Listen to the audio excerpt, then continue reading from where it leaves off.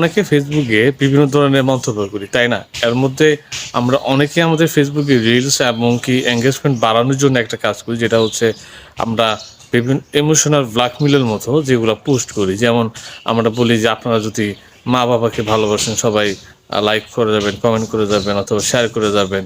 এবং আমরা এটাও বলি যে যদি আপনি অমুক ধর্মগ্রন্থ পছন্দ করেন তাহলে লাইক কমেন্ট করবেন আর কি। এই ধরনের, অর্থাৎ এই ধরনের ইমোশনাল যদি কোনো পোস্ট মূলত করে আপনারা যদি চান যে ফেসবুক থেকে ফলোয়ার এবং রিচ এঙ্গেজমেন্ট ভালো আর কি পাওয়া যাবে, এমন যদি চিন্তা করেন সেটা একদমই ভুল ধারণা। কারণ এগুলাকে ফেসবুকের অলগারিদম অনুযায়ী তার এদেরকে স্পাম মূলত বলা হয়, আর এগুলো স্পাম ফোল্ডারে রাখে তারা। এবং কি দিন শেষে যদি আপনার এই মাত্রা বেড়ে যায় তাহলে দেখবেন যে আপনাকে অবশ্যই তারা এর জন্য শাস্তি দেবে আর কি।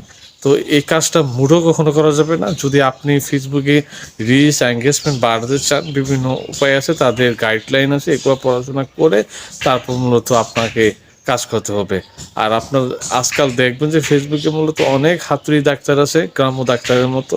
অনেকে অনেক কথা বলবে, এগুলো দেখ কোনোভাবেই আপনার রিচ এঙ্গেজমেন্ট হবে না, বরং আপনার ক্ষতি হবে। যেমন ওই যে বলা হয় না যে ভাইরাল ট্রেন্ডিংয়ের মতো যেগুলা আর কি টপিক থাকে, যে শেয়ার অপশন আছে, আপনি শেয়ার করলে মোবাইল পাবেন, মানে ফোন নাম্বার পাওয়া যাবেন। আবার একটা বলা হয় যে আপনি যদি আমার ভিডিওতে কমেন্ট করে যান আপনার ফলোয়ার অনেক অনেক বাড়বে।